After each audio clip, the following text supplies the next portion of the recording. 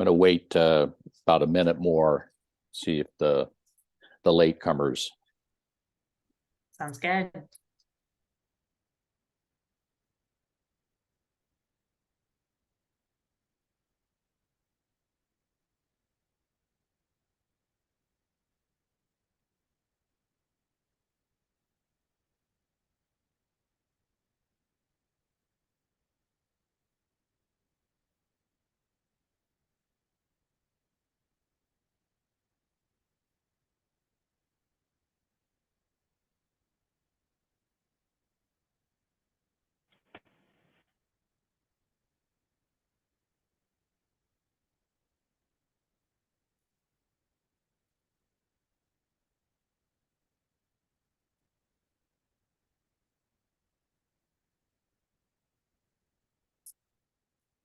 So we're about to get underway. I'm going to give it another 30 seconds and then we'll start in.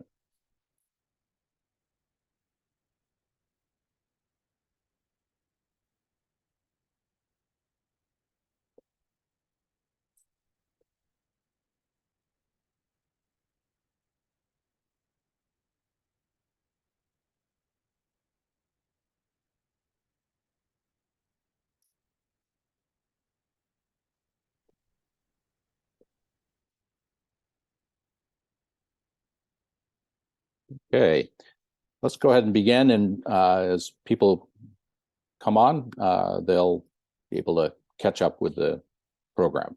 So welcome to the Florida Civic Advance Third Thursday webinar series and today's program, CivicLex Building a Healthier Civic Fabric Through Engagement in Local Journalism. In these webinars, we try and showcase examples of civic excellence in Florida communities and in other communities for folks to learn from. And I'm Bob Jones. I'm a board member of Florida Civic Advance. We're a 501c3 nonpartisan membership network committed to working across sectors to improve and advance civic health in Florida's communities.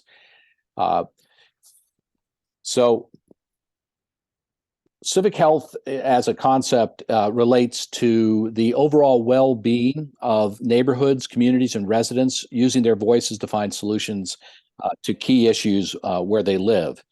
And communities with strong civic indicators of civic health have higher employment rates, stronger schools, better physical health, more responsive governments, and their residents live longer, healthier lives. So the civic health challenge for Florida is that we are the third largest state in the country, but we rank amongst the weakest states in terms of our civic health at the community level and across the state. At the wrong end of the civic health scales for volunteering, for belonging to civic organizations, for donating to charity, to helping neighbors fix a community problem, and attending public meetings. We want to change that, and the Florida Civic Advance, which functioned for about 7 years as a part of Florida State University, and then in 2021 formed a 501c nonprofit. Our strategic priorities, among others, are to support the measurement of civic health and community engagement, and also to showcase and convene civic excellence examples and help with replication of those examples. So in terms of civic health links to local journalism, I think we have had a history. Last year in 22, we had a program in Pensacola featured CivicCon, which they're a local nonprofit, CivicCon and the local newspaper combined to work together and to provide opportunities for education, civic education, and civic engagement. We think that local media plays a really vital role in enhancing civic health. And one of the things in terms of the current media landscape, rebuilding local media fosters civic engagement. And that was a recent 2020 Knight Foundation Gallup survey shows that when a local paper goes, so does a community's civic health. The community stops acting like a community with lower turnout in local elections, less civic engagement, wider polarization, weaker community ties. So this is an important piece and link in the broader puzzle of civic health in Florida communities. So I'm going to briefly introduce the presenters for today. I'm going to start with Richard Young, who was the founder and of CivicLex, and a practicing artist and musician who grew up in Lexington, spent time in his family's bookstore, has been working in and around civic engagement and community development for over a decade. He studied music at the College Conservatory of Music in Cincinnati, Ohio, and has worked in arts and arts administration and served as a general manager of the Central Kentucky Youth Orchestra, worked as a director of a community development organization that worked on affordable housing. And then he founded CivicLex 5 years ago with the mission of improving civic engagement at the local level. They're a nonprofit designed to help citizens more easily participate and understand government processes that help shape their lives. Kit Anderson is a logistically minded individual who works operations, fundraising, programming, administration, and she's a graduate of Malchester. I butchered that college in St. Paul. McAllister. Yes. Sorry. In St. Paul, and she studied geography and physics there. And she's interested in the intersection of data and narrative and the power of implementation and the intersectionality of local issues. Lily Weinberg joined the Knight Foundation in August of 2012. She's the senior director with the community and national initiatives, managing Knight's $140 million investment in 18 small to mid-sized Knight communities. She graduated from the Harvard Kennedy School and the MIT Sloan School of Management, where she concurrently earned master's degrees in public administration and business administration. She earned her bachelor's degree from Emory University in Atlanta focusing on economics, environmental studies, and allowed her to study and research sustainable development in in countries such as Botswana, Namibia, Peru, Turks and Caicos. While attending graduate school, she worked with the Boston Redevelopment Authority and as well as the New York City Economic Development Corporation to promote economic development, entrepreneurship, and business growth. She's been very active in Miami civic life, serving on the board of directors of the International Downtown Association and the Friends of the Underline, which is a proposed 10-mile linear park and urban trail under the Miami-Dade Metro Rail, and is a great example of civic infrastructure. So I'm going to just present briefly the comments that we received on the registration form, where the question was, what do you want to learn from today's webinar? And it's just organized in terms of the who, what, and how. The who, definitely CivicLex, the model, the Knight Foundation's involvement or interest in this broader topic of local journalism and civic engagement, and then Florida Civic Advanced. The what involved the CivicLex model, combining journalism and civic engagement, the viability of civic journalism, the connection between journalism and civic engagement, and what has CivicLex done, or what are they doing presently. And the how is how to encourage local journalism to come back. How does CivicLex measure success? What is their emphasis on civic learning and how is that developed? How to support the creation of the model at the city level, and how to overcome communication barriers in a community. So these are the thoughts coming in for all of the participants in the webinar, and I am going to turn it over at this point to stop share, and you will see the CivicLex slides. Yeah. Great. Thank you so much, Bob. Hello and welcome to everyone. It's really great to be here. My name is Richard Young. As Bob mentioned, I am the executive director and founder of CivicLex here in Lexington, Kentucky. If you don't know much about Lexington, we are the second largest city in the state of Kentucky, about 350,000 people, depending on if the university's in session or not. It's a really dynamic place and a really dynamic and interesting state. I'm from here. I've lived in Lexington a lot of my life, although not all of it, and I love this place very deeply. And that is sort of, that love for this place is what inspired me to start CivicLex. So we talk about the work that we do as civic health, so it's very appropriate that Bob sort of started off with a framing slide about civic health, because that is really the thing we're focused on as an organization. We talk about ourselves as a civic health organization and that we're working to improve and strengthen civic health in our community.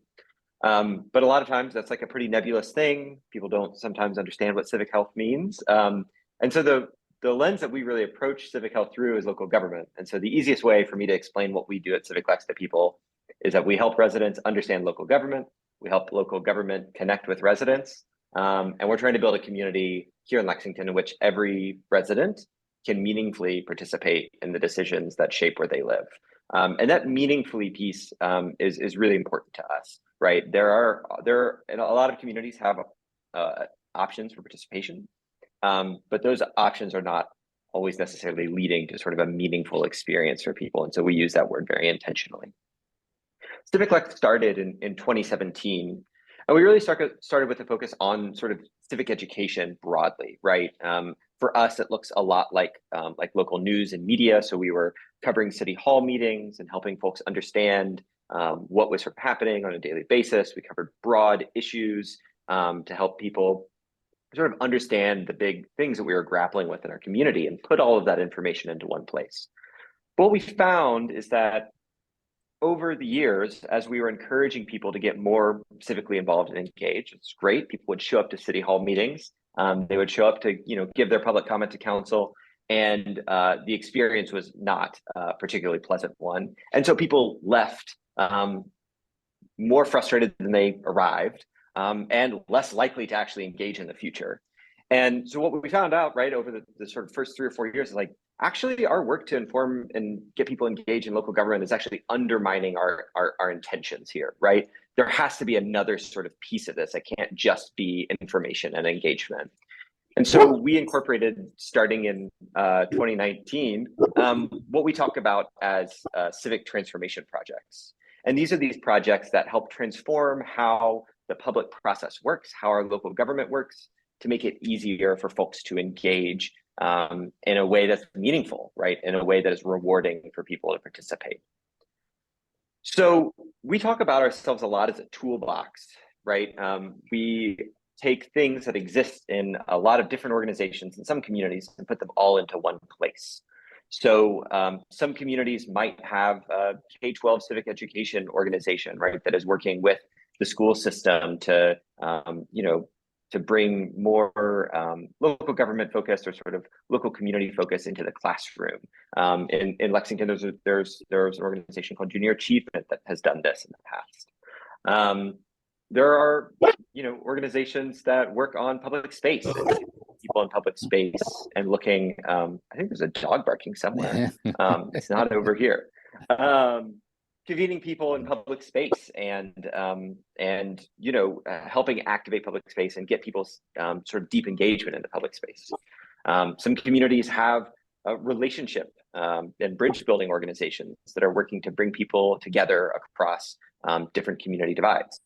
Some communities have organizations that do participatory governance and are trying to get things like participatory budgeting and reform around public processes sort of moved through their city council. Some communities have local news organizations and that cover City Hall and talk about what's happening on a daily or weekly basis in local government. And some communities have sort of civic tech and data organizations that are daylighting some of the complicated things that local government is working on and are pushing for more transparency. Well, in a community of our size, we do not have the capacity to support 6 organizations doing all of this work. And so we are one organization that does all of this. And the thing that's interesting about centralizing all of these different sort of healthy democracy practices in one organization is that anything that we're working on can actually touch a number of these different things at once. And so a really great way for me to provide sort of a concrete example of this is around our city budget. City budgets are very complicated, right? The city of Lexington puts out a budget every year that's about 750 pages. It's a PDF. It's very time intensive to read. And there really some other accompanying documents that have been in the recent years they have been to make it a little bit easier to understand. But I think the thing that we can do as an organization that's really unique and valuable is look at a document like the city budget and the budgeting process from a variety of different directions. So like a local news organization, we attend budget meetings. We publish reporting based on those meetings, and we can go to all of the meetings. We're actually in every single public meeting that our city puts on every week. It's a lot of meetings. And we publish updates like that, just like a local news organization.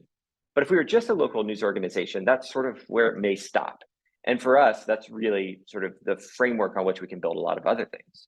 So like a civic education organization, we also publish this sort of more in-depth budget guide. We can take the learnings that we have from our reporting into the classroom, right? And work with public school teachers and students on understanding the city budget. Because we also have this civic tech and data component, we can also work on daylighting the sort of data side of our city budget. We publish a budget database that actually takes all of the information about what's happening inside these divisions and departments and where that money is going, and breaks it down into something that's searchable and filterable and usable by the general public, something that doesn't exist otherwise. We also can apply sort of a relationship and bridge building lens to the city budget. So every year we host budget workshops that bring folks together to understand the budget, understand the budgeting process, understand the sort of implications of that, and discuss how it does or doesn't align with values, right? And we can find moments where people can actually come together across identity and ideology to really understand each other and each other's perspectives on the city budget. And one of the things that I'm most proud of in our work is that we work very hard to bring representatives from local government into these workshops to understand sort of what residents' perspectives are, right? Not in some sort of authoritative way or in a sort of panel like this, right? But in a way that they can actually co-participate in these workshops. And we think that's a really important aspect of our work. And this sort of toolbox approach applies to a lot of our programs. So here are just a couple snapshots of that. We ran a program called On the Table, which we inherited from our community foundation here in Lexington. And if we ran it served as a public engagement mechanism for our city's comprehensive plan update. We hosted 509 conversations in 1 week across our city about land use planning. And the really exciting thing about that is that we could deploy a lot of these different tools for this one project. So we held conversations in public space, activating parks, green spaces, public space, libraries, these sort of third spaces to bring people together to have conversations about land use planning and what they want the future of our community to look like. We then captured data through those conversations and built a publicly searchable database of over 15,000 public comments for our city's comprehensive plan update. And what we've been really excited about that is because we've been doing this work to daylight the sort of data behind this process, we've seen researchers from the university, community organizations pick up that data and start using it on their own. And that's not something that would happen if we were just sort of convening a conversation or just covering it through one of these lenses. We also found that this is sort of leading toward this participatory governance where we actually have residents helping very clearly shape this process, and not just the sort of end document, but the process of actually gathering the data in the first place, which is really important for us. We can also take some of the learnings from this and apply it in the classroom and apply it to sort of broader civic education programming that we do. And throughout this entire process, we covered the comprehensive plan updates. We went to over 30 meetings and reported on over 30 meetings so that we can keep folks informed that participate in this process at this point over a year ago about how the input that they provided is being implemented through our city's comprehensive plan. We have several other programs like our Park Equity Accelerator that's working to bring marginalized residents into the decision-making process of parks, green space, and public space. That deploys a lot of our various tools. We had a Civic Artists in Residence program where we embedded 3 artists inside 3 different departments of our city government to sort of reimagine how those departments communicated with the public about themselves and how they engage the public. We covered our city's redistricting process through this sort of multifaceted lens as well. And so across all of our work, we really are looking at how we can deploy each of these tools. You know, if you're ever working in a workshop, sometimes you need a hammer and a saw. Sometimes you need a hammer, saw, and a level. Sometimes you just need a hammer. And so for us, it's really important to look at what are the actual individual tools needed for some individual project or program. And because they're all housed within one organization, we can deploy them in a really strategic way. We are very excited that we have sort of been thinking about what it looks like to do this work in other communities for the past couple of years. And so I'm going to turn it over to my colleague, Kit Anderson, who's been sort of leading that effort to talk about how we see this working in other places. Kit, take it away. Thank you. Thank you so much, everyone, for being here and for wanting to learn about a topic kind of as niche and odd as I sometimes feel like CivicLex is. Yeah, as Richard said, I'm Kit. And one thing that I've been working on for the past, gosh, almost close to 2 years now is that as CivicLex has grown, we've been around for 5 years. We've started to be approached more and more by communities in different parts of Kentucky and in states all over the country about wanting to do some of our work in their place. And this is something that's really exciting to us, particularly because it is coming from these specific communities. These are people in cities who are seeing us and are thinking, this might work where I am. And because we are such a kind of locally oriented, place-based organization, that's something that's very appealing to us. So we've been investigating that question for just about 2 years, and as you can see up on the slide, we don't fully have the answer.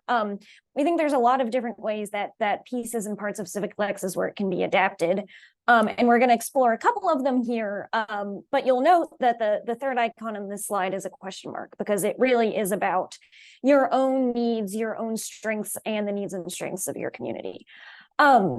So the first thing that we think is a real possibility for adapting CivicLex's work and, healthy democracy work in general in your own community is to start by picking a tool. So you remember those 6 tools that Richard was discussing: civic education, data and tech, local media and journalism. If you have a strength and your community has a need on one of those tools, you can maybe just start there. Say, you have a background in qualitative data and collecting data, and you decide that you want to start gathering data from people in your city about what their priorities are for how the city should go, how local government should change. You can also kind of tackle it in the opposite direction and start with a topic. And I would say this is the most common way that the broad umbrella of civic health organizations have been formed around the country, at least in recent years, is a person or a group of people will see a specific need in their community, whether it's housing, whether it's election coverage, whether it's just the simple matter that their public city meetings are not being recorded. And they will rally around that topic and use whatever tools they can find to try to achieve something on that note.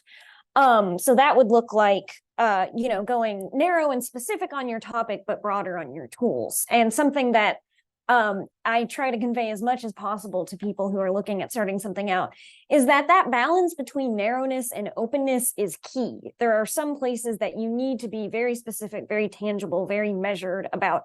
I am not doing everything. CivicLex is not an organization to fix every single problem in Lexington. We have a specific role in our ecosystem, and we're trying to do that role well, not trying to fix the entire ecosystem. And similarly, you need to have that clarity of vision for your own community.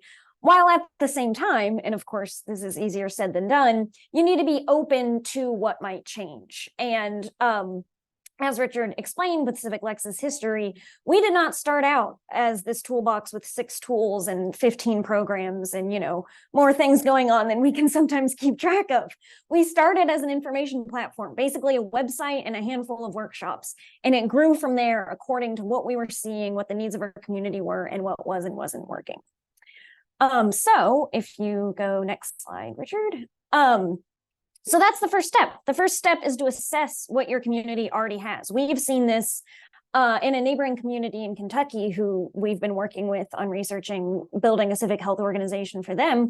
We now know, after almost a year of research and information gathering and listening in that community, they are strong on public space and gathering. In many ways, they're stronger than Lexington. They have parks, they have libraries, they have schools, they have community centers.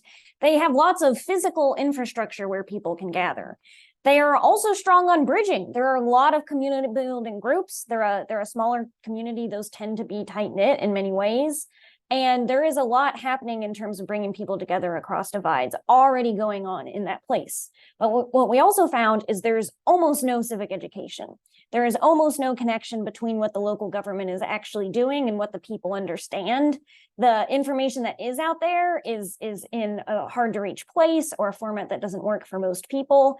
Even us as dedicated researchers had trouble figuring out things as simple as how many council districts the town had. That's not an available resource in many places. So now we know, after kind of assessing across these 6 metrics, where are the strengths and where are the weaknesses and where might a civic health organization find its place. Next slide. And with those 6 tools, there's a host of considerations that you need to be thinking about if you're trying to start some sort of civic health project in your community. And there are some listed on the slide. These are, of course, not an exclusive list, but one I want to highlight in particular, 2 actually. One is the third: who do you need to bring into the process? So CivicLex, we believe in modeling, practicing what we preach. We have community governance on every single major project we run. That normally looks like convening an advisory group of community members, people with lived experience or actual expertise to help us guide the project. And we believe that if you're starting an organization, you should start with that. You should be convening a group of representative members of your community across age, race, gender, class, education. Have they lived in the community all their life, or have they just moved there? Do they have children? Do they not have children? There are all of these different divides that you need to be hearing from, and starting that as the beginning of your process. And the second one is this last point: what is the nature of your relationship with your local government? Because that's something that it's hard to go back on. I've talked to women who in Montgomery who started a project from a place of advocacy and from a place of, what, to quote themselves, coming in hot, where they had a very specific goal for their city. They accomplished that goal successfully, but now they're having trouble figuring out how to build longer term relationships from it, because the initial energy of their approach was really strong, and they're not really sure how to build from there. So that's something that you need to keep in mind as you move forward, because it's local government has a long memory, so it's hard to reconfigure your energy after the fact. And finally, what resources can CivicLex provide? So obviously this is something we're thinking about a lot. It's something we care about deeply. Civic health is declining all across the country. It's not unique to Florida or to Kentucky or to any one place. So we want to help people try to address this problem. The process as it exists at the moment, and like everything else we do, it's subject to change. We think that it should start with a field scan. That's that assessment of your community, of its strengths, of its weaknesses, what it needs. And that's also just an assessment of basic information. Do you have a mayor or a city manager? Do you have a city council? How are they elected? What are their districts like? Are they nonpartisan? What are the divisions and departments of your city? All of these kind of basic questions are the envelope around whatever organization you might build. We also have a guidebook that is kind of the CivicLex Wikipedia of knowledge and resources of everything we do, from how to convene a workshop to how to build a board, how to build a website, what does it look like to get community buy-in, fundraising, how to do that. That's a big question for everyone. And yeah, we have different modules and a technical assistance curriculum that goes alongside that guidebook, working people through some of the basic steps of forming an organization like ours.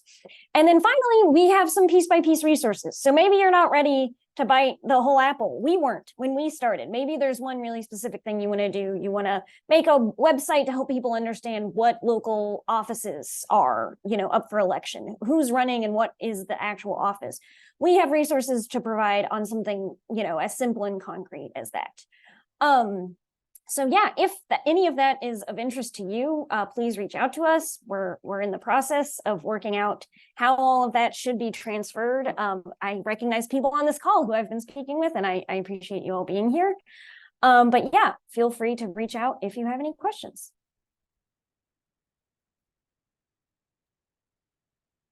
Awesome. I think that I'm going to be jumping in now. So Lily Weinberg, I know Bob, did you want to say anything, Bob, or you want me to just dive right in? I think I'm going to dive right in. And I recognize many of the folks on the call, but first I just want to thank Bob for having me join this conversation, Florida Civic Advance. And really, I'm super excited to be able to share the screen with Richard and Kit.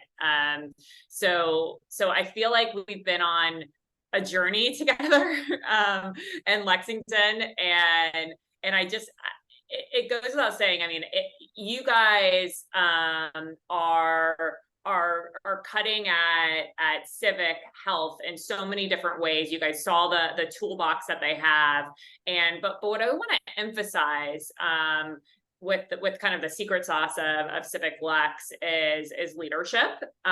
So looking at Richard there and Kit, we're thrilled to have you too, and then also the ability to adapt with community.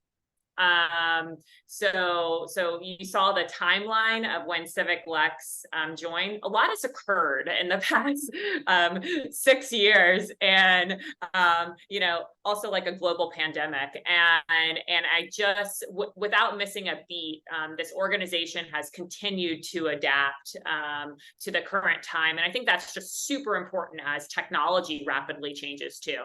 So I'm just going to take a couple of minutes to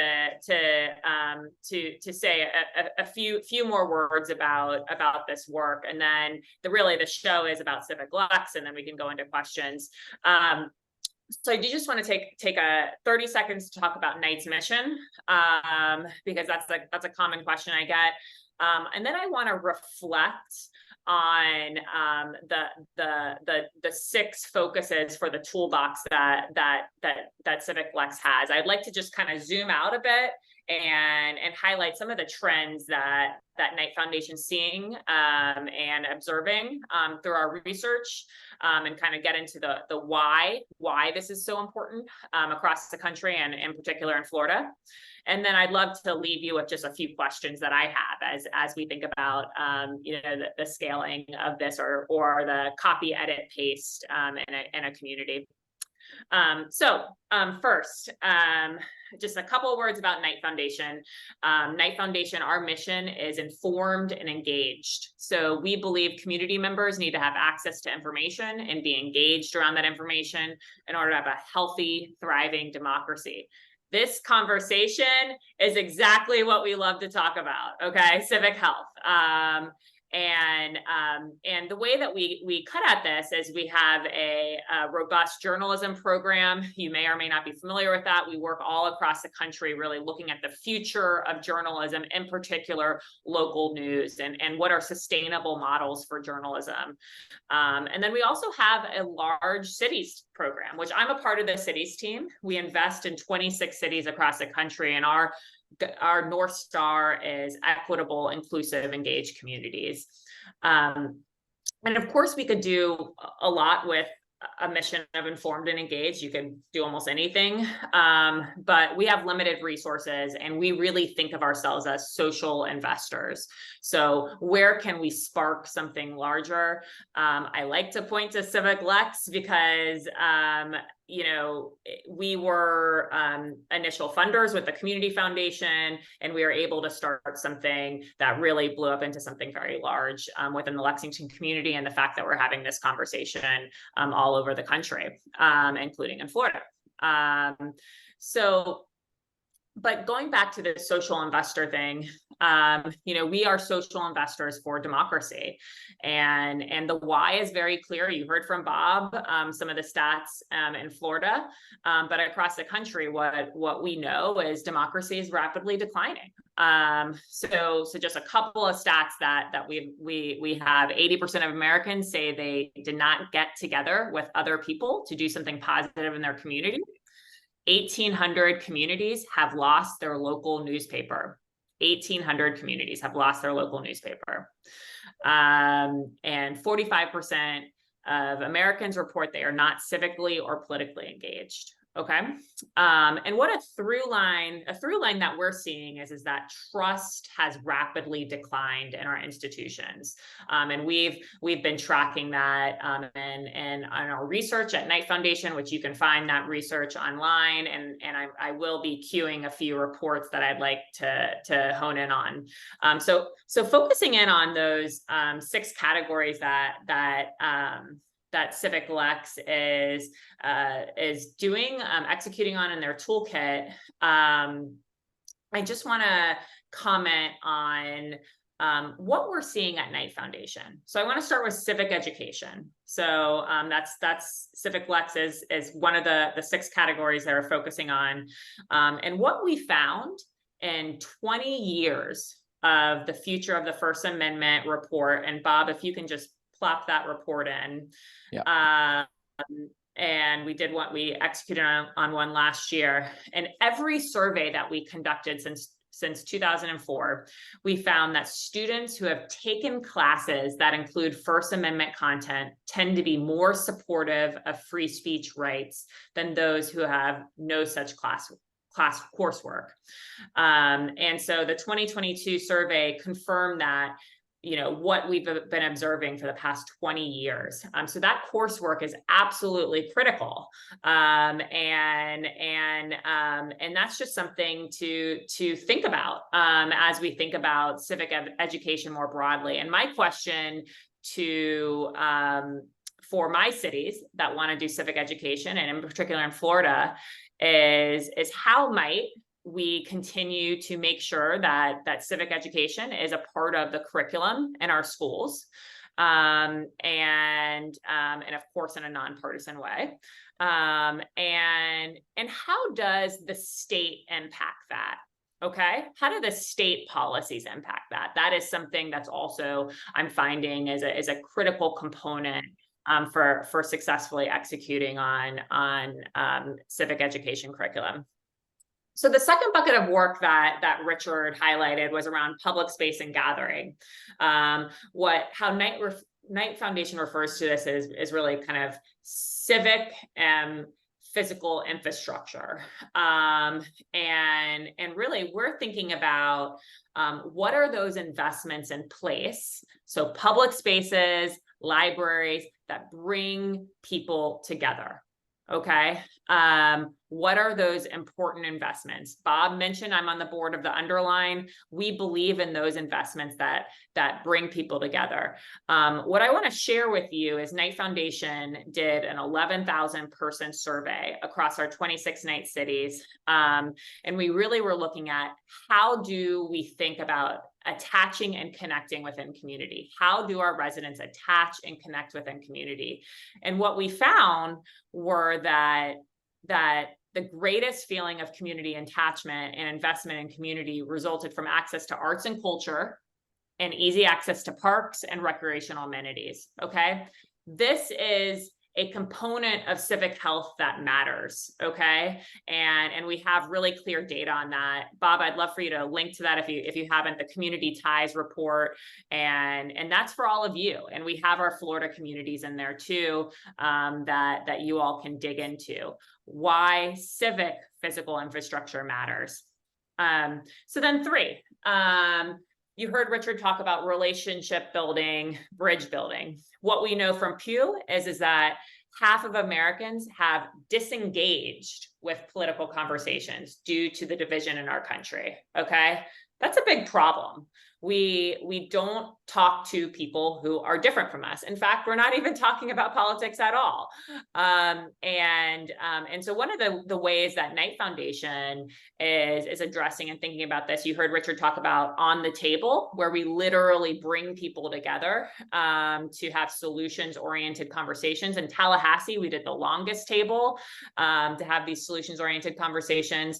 But we've also invested in StoryCorps, one small step that I'd love to have y'all look at, which is really just at the most basic level contact theory, which is just, you know, creating meaningful interactions with those that have different backgrounds. That matters. If you're talking to just the same people, that's really detrimental to civic health, and is an important piece to this puzzle.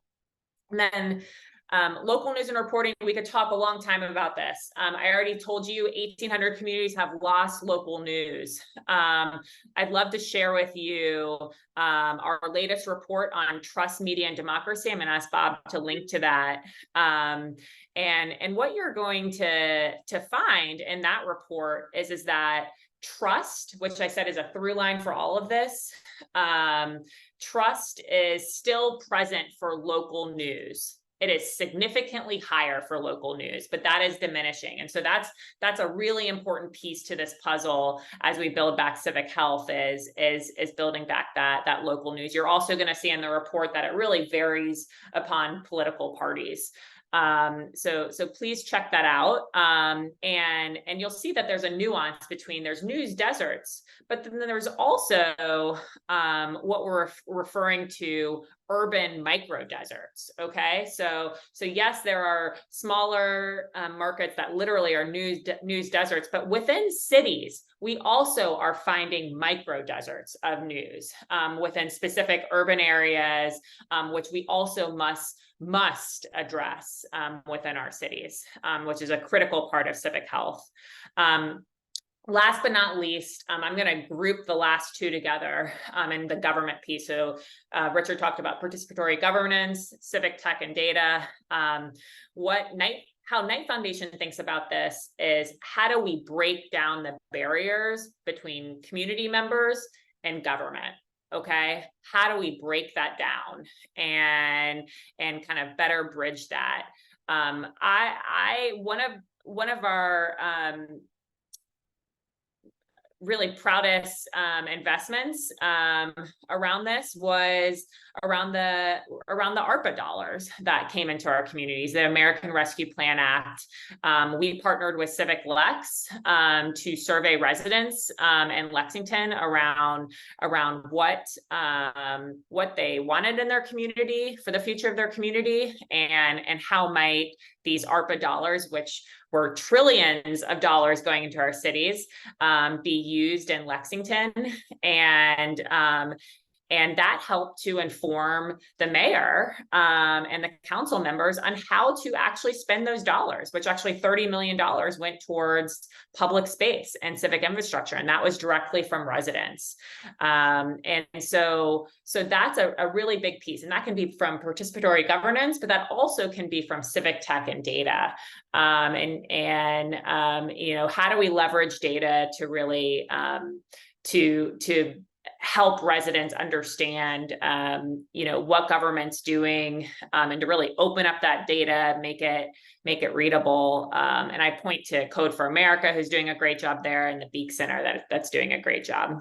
So just to close, I think that, you know, obviously I'm very excited about CivicLex and what they're doing in Lexington.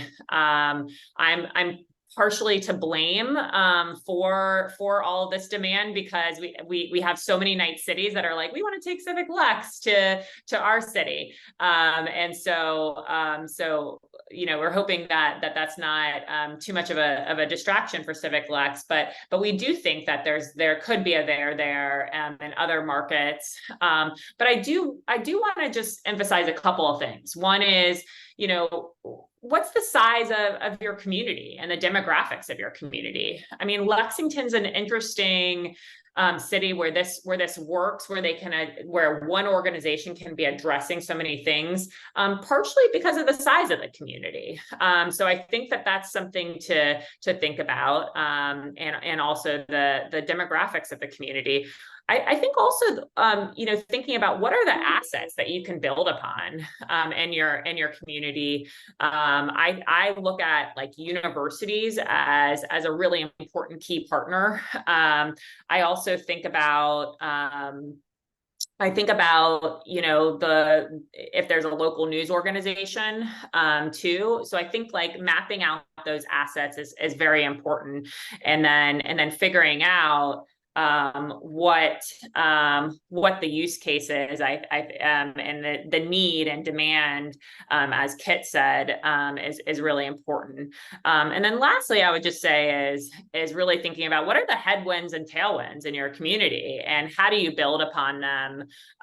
You know, I think it's really important to think about where's the momentum and the community, but then also understanding what the need and demand is, to be able to pull something together around civic health. So with that, I will hand it back to Bob.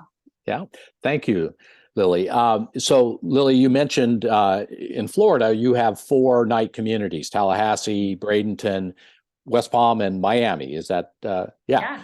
And so, you know, we could think about applications in my hometown in Tallahassee and in other of those, but beyond that, in other communities. There are some really good questions that have been posted in the chat, and one that was asked, really, how does CivicLex get funded? And Kit responded in terms of variety of grants, individual donations, contract revenue. I think you also kind of developed a relationship with AmeriCorps and Vista volunteers that, and I think Kit was a great example of a former volunteer who's now on staff. So can you say a little bit about just kind of thinking about here in Florida, how would you start to think about where resources could be gathered from in order to engage in this kind of effort? Yeah, I'm happy to take a stab at that, and then Kit, if you have anything that you want to add, that would be great. Especially about the AmeriCorps experience and how that's worked. So, you know, I think one of the advantages to this sort of multifaceted nature of our work is that we are not dependent on sort of one sector of an interest in funding. So CivicLex's investment comes from a sort of mix, you know, our annual revenue comes from a mix of grants, right, from foundations and philanthropies and government agencies from time to time, federal government. Then a pretty healthy mix of local donors. We particularly have a lot of small dollar donors, a lot of folks that are giving $2, $5, $10 a month. And then one of the things that we're seeing actually a pretty significant increase in is sort of earned contract revenue. We've opened up sort of a whole piece of our organization now. When I say piece of our organization, we have 5 full-time staff and 2 full-time AmeriCorps folks, so it's not a very large organization. But we're doing a lot of community engagement consulting. So for instance, our city hired a landscape architecture firm and planning firm to sort of, you know, create a long-range plan for a major highway that goes through Lexington.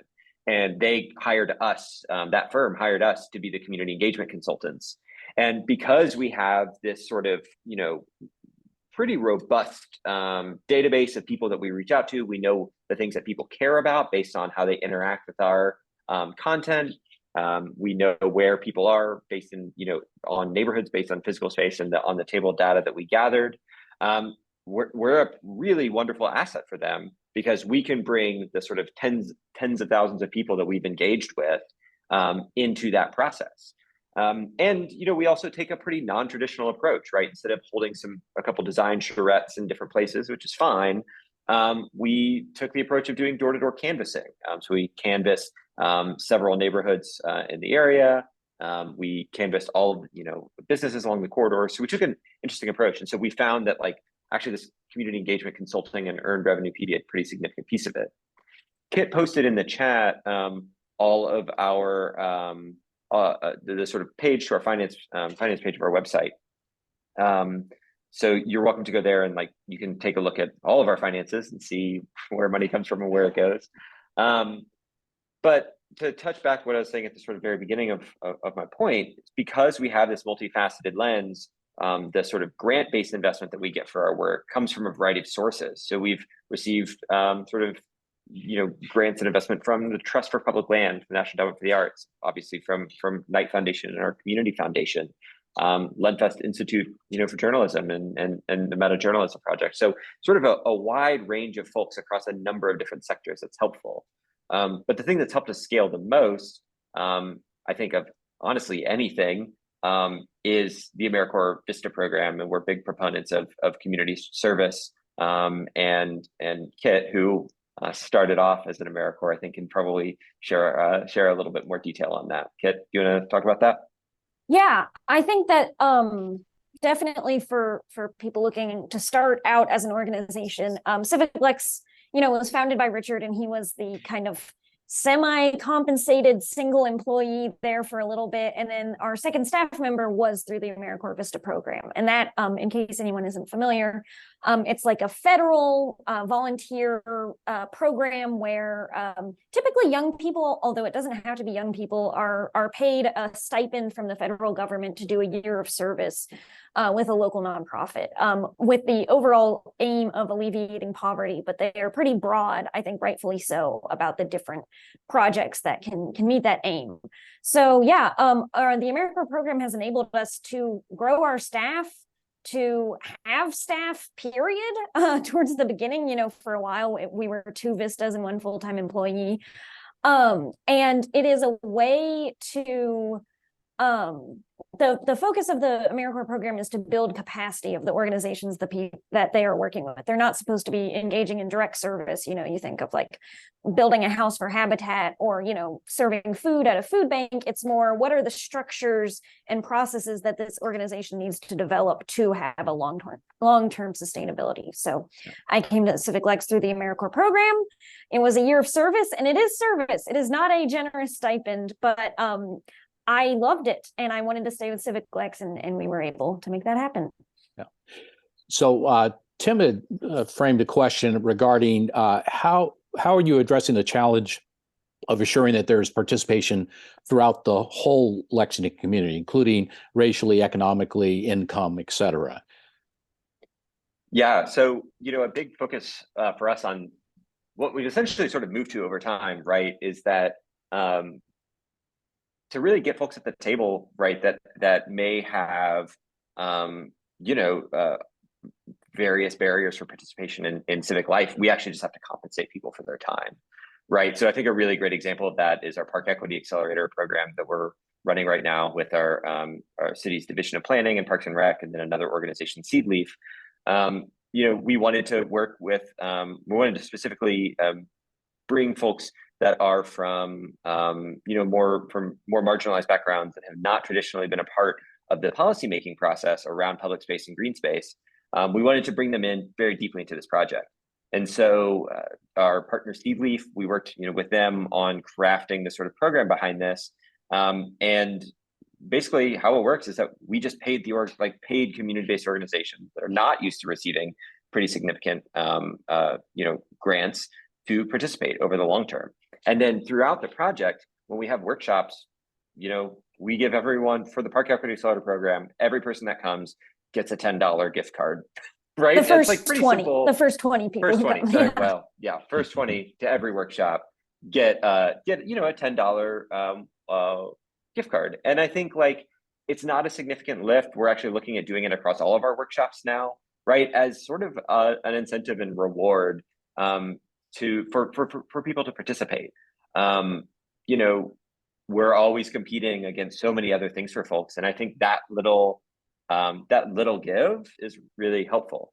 Even giving, even just like feeding people is also such a great step. But if we can move towards this place where we're compensating people to participate in some of our programming, I think it's great. Kit, do you feel like you have anything to add to Yeah, that? the only thing I would add to that is to run with Richard's table metaphor. We love metaphors at CivicLex of getting people at the table. Sometimes that means bringing the table to them. Like if it's people who have been historically and systematically excluded from processes like local government, that's a hard ask to get them to like come to City Hall and give public comment, or to get them to come to a public meeting where they have to drive downtown and find parking and talk to security and find the right floor and all of these steps. But like, you can get them to go to the community center in their neighborhood. You can get them to come to their neighborhood park. You can get them to come to a coffee shop or a school, or maybe they're already at the grocery store and you talk to them for 3 minutes about, what green space changes they want to see. You have to start meeting people where they are and then build that process of bringing them back into kind of the civic core. And that's something that we are really, really big on. And it takes, sort of flexibility to do. Like we find ourselves in unconventional locations, basements and rainstorms and wherever else, but that's a big part of the process.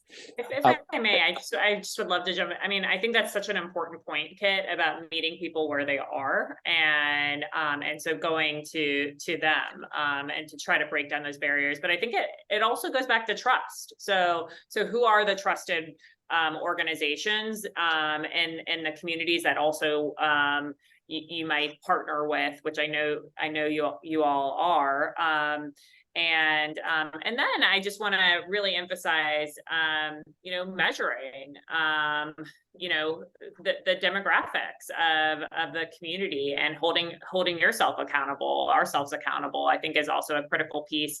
One of the things with On the Table that we noticed across the country. Remember, On the Table is the event that we've done in Lexington, but across the country, where we brought people together to have solutions-oriented conversations. We found that from the survey is generally the demographic of community members that were joining were women, white, and middle-aged, and more democratic, left-leaning. And so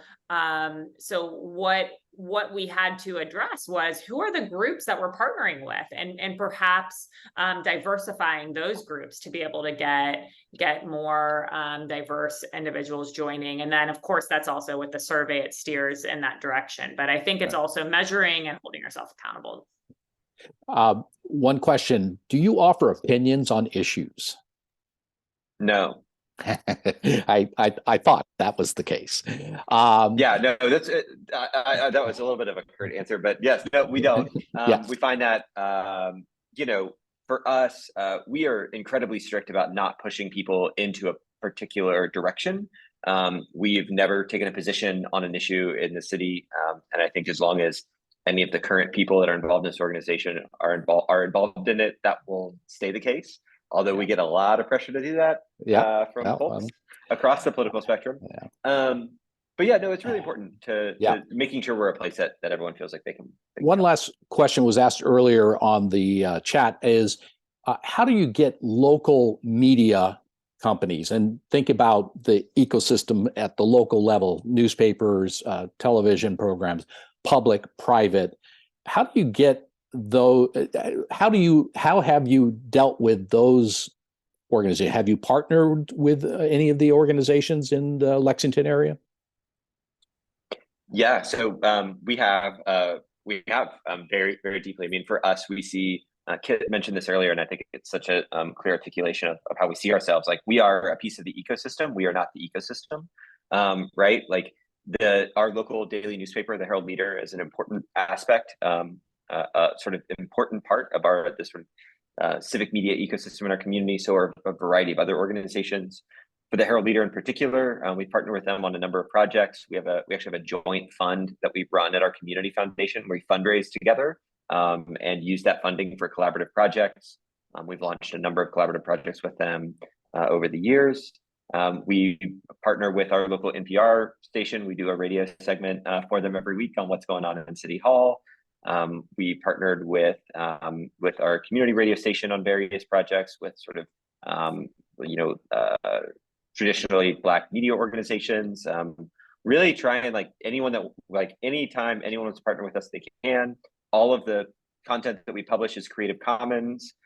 So anyone from any media organization is welcome to take it at any time and reproduce it. So, we see that happen, and they do. Yeah. We see, we'll see our stories like pop up on like WLEX, it's our local NBC affiliate, or WKYT. But I know that question, I saw that in the chat, and if I could respond specifically to the TV piece, I think that is like local TV news is how a lot of people get their news, particularly in more rural regions around Lexington. And so that's something that we're really looking at. We haven't like sort of dove in, but I think like, how can we work with that that category of news? And the biggest thing right now, right, is just the cost of content creation.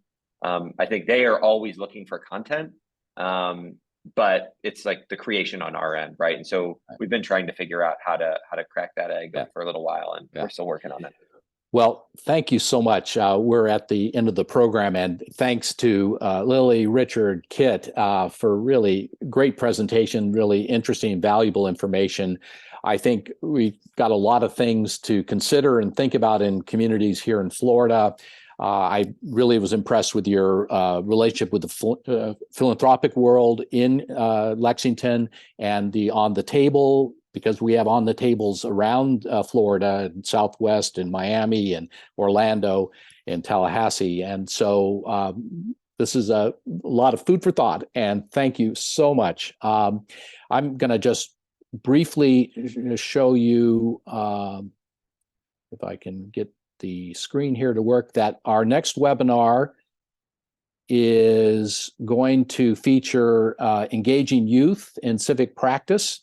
And we're going to highlight a program at the University of Florida and the IFAS program that kind of combines a 4-H program with youth practicing engaging on local issues with their both elected and appointed officials. And we're going to highlight some of the examples there.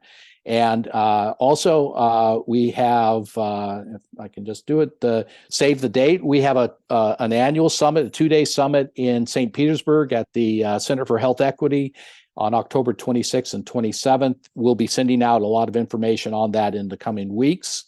And if in case you've missed past FCA webinars, they're on our website. A lot of really interesting programs.